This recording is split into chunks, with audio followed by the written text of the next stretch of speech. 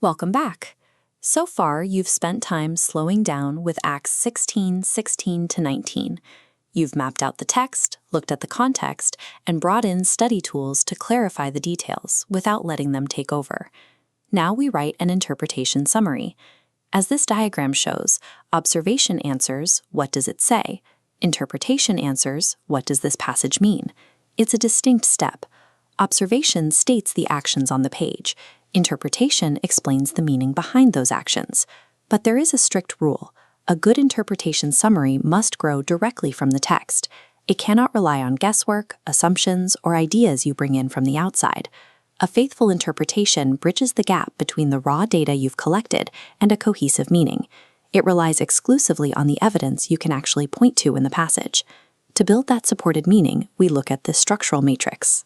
It breaks down the 4 specific pieces of evidence you need: observation evidence, context insight, tool insight, and restraint. Think about the flow of our passage in Acts 16. We see a slave girl with a spirit of divination repeatedly crying out. Paul commands the spirit leaves, and the owners immediately seize Paul and Silas because their hope of profit is gone. When we look at these inputs together, they point to a very specific meaning. The passage shows the gospel mission actively confronting spiritual bondage, and it exposes the human profit tied to that bondage. We also see that Paul does not perform this exorcism in his own strength. He acts strictly in the authority of Jesus Christ. Gathering and organizing these specific observations is how you stay grounded. It prevents your interpretation from drifting off topic or becoming a vague generalization. But there is a common trap here: overstatement. We have to actively avoid saying more than the passage actually gets us. For example, the text does not tell us the girl's later response to being freed, and it does not issue a command for every believer to repeat Paul's exact actions in every situation. A single historical narrative in Acts is also insufficient to build a comprehensive doctrine of spiritual warfare all by itself.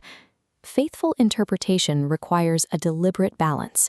You state clearly what the text supports, and you refuse to overstate what it does not. Take a moment to pause the video. Look through your own notes for Acts 16. Identify your strongest evidence and note any lingering questions before we move to the final step. Now it is time to put your findings into a final deliverable, an interpretation summary between 2 and 4 sentences long.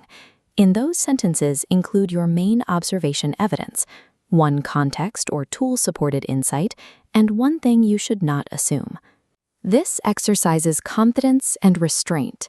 Your summary does not exist in a vacuum. It serves a vital structural purpose in your broader study. It prepares you for application.